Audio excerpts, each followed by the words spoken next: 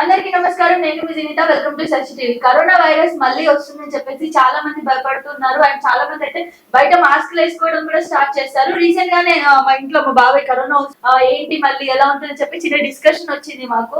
So ఏంటంటే గతంలో corona virus తో మనం ఎంత ఎఫెక్ట్ అయ్యాము, మనం ఒక 2 సంవత్సరాలు మన లైఫ్ లో నుంచి వెనక్కి వెళ్ళిపోయాము, చాలా సఫర్ అయ్యాము.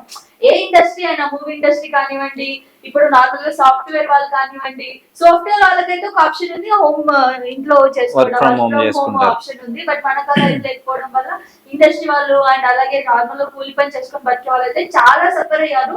సో మళ్ళీ కరోనా వైరస్ వస్తుందంటేనే ఒక భయానికి అయితే గురవుతున్నారు జనాలు. సో పవన్ ప్రెసెంట్ ఎలా ఉంది? నిజంగా కరోనా వచ్చిందా? ఆపాలు ఫెలాయిస్తున్నారా లేదా ఏంటి? ఏదైనా స్టేట్స్ లో రావడం, ఇంతమంది చనిపోవడం ఏమన్నా ఉందా? అయితే యాక్చువల్లీ జింతా ఇది కరోనా అంటే మొన్నటి నుంచే స్టార్ట్ అవుతుంది.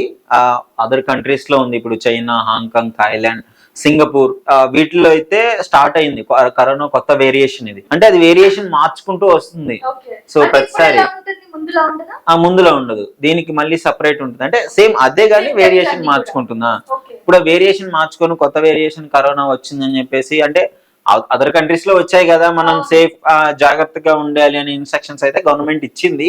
బట్ షాకింగ్ ఏంటంటే మన దగ్గర కూడా ఇప్పుడు కేరళ, తమిళనాడు, మహారాష్ట్ర ఈ అక్కడ నుంచి వస్తుంటారు కదా మన తెలుగు వాళ్ళు. సంథింగ్ ఇప్పుడు అట్లా వచ్చినప్పుడు ఇక్కడ ఎవరు అంటించారో తెలియదు కానీ మళ్ళీ స్టార్ట్ అయిపోయింది. 257 ఇద్దరు చనిపోయారు. యాక్చువల్లీ కరోనా విషయంలో ముంబైలో ఇద్దరు చనిపోయారు.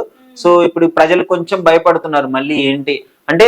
అప్పుడు ఒక నైట్ మేర్ అని చెప్పుకోవచ్చు. ఒక 2 years అంటే మాటల బయటికి వెళ్ళలేము, ఇంట్లో ఉండలేము, చాలా అంటే లిటరలీ డబ్బులున్న వాళ్ళకి నడిచిందిలే కానీ పేదవాళ్ళు అయితే చాలా సఫర్ అయ్యారు. అవును, అంటే పని చేయలేరు, చేస్తేనే ఫుడ్. ఇట్లాంటి క్రిటికల్ సిచ్యువేషన్స్ నుంచి బయటపడి ఇప్పుడిప్పుడే తేరుకుంటున్న సమయంలో మళ్ళీ ఇప్పుడు ఈ కరోనా వస్తుంది. 257 కేసెస్ 3 states లోనే. అంటే ఇది బయటకు వచ్చింది అంతే. ఇంకా చాలా మంది చెకప్ చేయించుకోవాలి, కొంతమంది విలేజ్లలో చెకప్ చేయించుకోకుండానే చనిపోతున్నారు, వాళ్ళ ద్వారా కొంచెం స్ప్రెడ్ అవుతుంది. సో ఇవంతా చూసుకోవాలి, అవేర్నెస్ చాలా ఇవ్వాలి మనం, ఎందుకంటే అది మన బాధ్యత.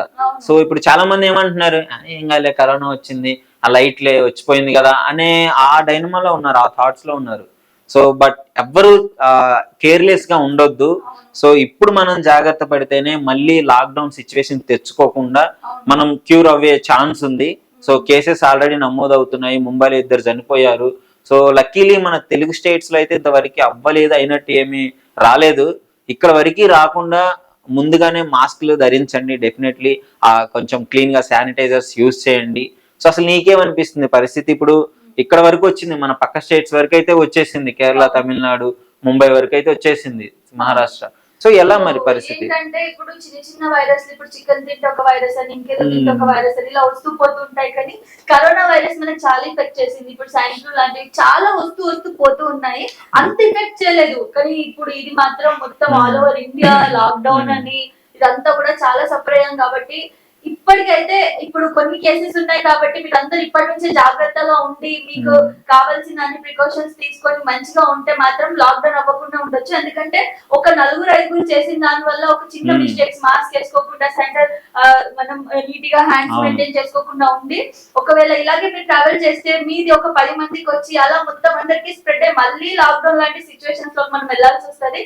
సో అందరూ కూడా అనుకుని మీరందరూ మంచిగా నీట్ గా ఉండి మాస్కులు మెయింటైన్ చేస్తూ, దూరం గ్యాప్ మెయింటైన్ చేస్తూ మనుషులతో అలా ఉంటే మాత్రం లాక్డౌన్ అయితే మనం తప్పించుకోవచ్చు. సో ఇప్పుడైతే అంత భయపడాల్సిన అవసరం లేదు. ఇప్పుడు ప్రెసెంట్ ఏంటంటే మెల్లమెల్లగా వస్తున్నాయి కదా, సో ఏమైనా గవర్నమెంట్ చర్యలు తీసుకుంటూ ఉంటది. బట్ మన జాగ్రత్తలో మనం ఉండాలి. కొందరు ఇంట్లో చిన్న పిల్లలు ఉంటారు, కొందరు విదేశాల్లో, కొందరు ట్రావెల్ చేసి జాబ్ చేసే వాళ్ళు ఉంటారు, అన్ని స్టేట్లు తిరిగి వాళ్ళు జాబ్ చేయాల్సి వస్తుంది.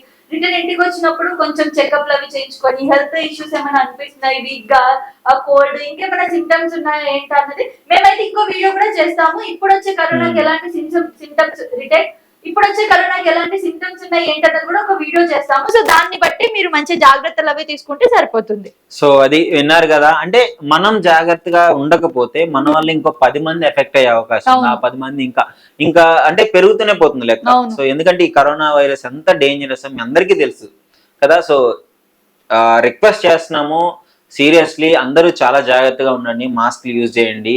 మీ వల్ల మీ పేరెంట్స్ కి మీ కుటుంబానికి ఎలాంటి ఆపద రాకుండా అంటే ఇప్పటి నుంచే జాగ్రత్త పడండి. ఇప్పుడు అంత అవును. సివియర్ గా ఏం లేదు లిటరల్లీ. అండ్ అప్పుడు ఏంటంటే కరోనా వచ్చినప్పుడు మనకు తెలియదు, టక్ టక్ అవును. టక్ టక్ మొత్తం స్ప్రెడ్ అయిపోయింది అవును, కదా. వెంటనే. ఎక్కడ అసలు ఏం జాగ్రత్త తీసుకోవాలో తెలియకుండా స్ప్రెడ్ అయ్యాక ఇలా చేయండి, ఇది చేయండి, అది తాగండి, అది చేయండి అని చెప్పి అలా వచ్చాయి, వేడి వాటర్ తాగండి అలా అని. కోల్డ్ ఉంటుంది, కఫ్ ఉంటుందని. కానీ ఇప్పుడు మనకు తెలుసు అది ఎలా వస్తుంది, ఎంత ఎఫెక్ట్ అవుతుందని ముందు నుంచే తెలిసినప్పుడు అవును. గూగుల్లో సెర్చ్ చేయండి, ఏం సిమ్టమ్స్ ఉన్నాయి ఏంటి సెర్చ్ చేసి దానికి తగ్గ అన్ని కూడా మీరు తీసుకుంటే ప్రికాషన్స్ అన్ని కూడా అందరం బాగుంటాం. ఎస్, ఇలాంటి అప్డేట్స్, ఇలాంటి విషయాల గురించి అప్డేట్ మేము మీకు ఇస్తూనే ఉంటాము. కరోనా ఎక్కడ వరకు వచ్చింది, దాని తీవ్రత ఎంత ఉంది, ఎలా అనిపిస్తుంది అని చెప్పేసి. సో శశి టీవీని అయితే ఫాలో అవుతూనే ఉండండి.